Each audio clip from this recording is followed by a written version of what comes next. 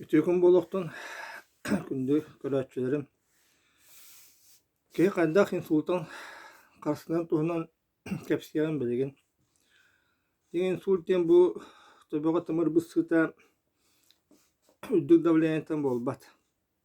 Sürün bir içinde tımır keberek bolur. Koluburuş tangis tangan nergar davlayanta 300 ketiyen sep. Olay erkenir tangis toktu olbat. Toya hana kani tımıra beğen.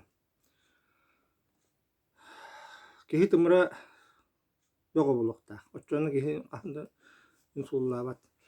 Yakadakından bu tabi tımırın beğen götebet.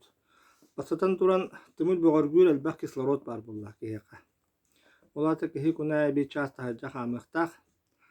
Bu etin sinin kislorodundan toluruqtaq. Kunaya bir çasta hacca hamı. İkkihinen.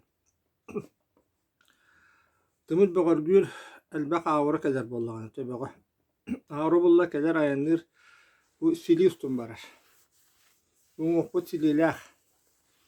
Bu manan ayınır ağırı. Olata kini kadar mandık iğnen kalır. Yeçaktarga. Yeçaktar bir möltak bollaqtırına. Olihin yeçaktar bir baratı gipkay boluqtaqtır. Olihin deti yoga rastyaşka indiyen tühüdden elbaq kultura var. Bordukta beğa. Bu kihi ağırı kihi sünnünden keler. Tabi tüger. O günden baran bu may khandurotun iğnen kalır. Khandurotsa jonga ağırı küçük kelbet. İndiğinden töbeden tümeddara hüddağ möltak bolur. Olihin kihi töbeden kuruk manlık hamsatıyaqtaq olur hülbete. Uğa xangas manlık hülbete hamsatabın olur nere.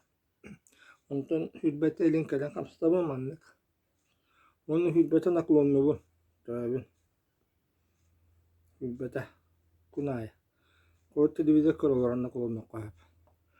Abitin onunla manlık arayabın. Hülbete paçasoğu hülbete proçuçasoğu. Kihi bu sünne gipkay bollağana bu töbetin tımıdırı hüddâ beğe boğullar. Onun kihi kandın insullar var. Olihin insul törde iti hetar bu kanduroska. Aski kanduroska. Jonlar maydonu terekkede evettir. Onta hultan töbedirin tımıra hüddâ keberek bolar. Söte gol tebin. Ödük davleni rolağın yabat. Ülle kamsır kihi davleni sürdür. May emiges bolukta. Bu may doktara.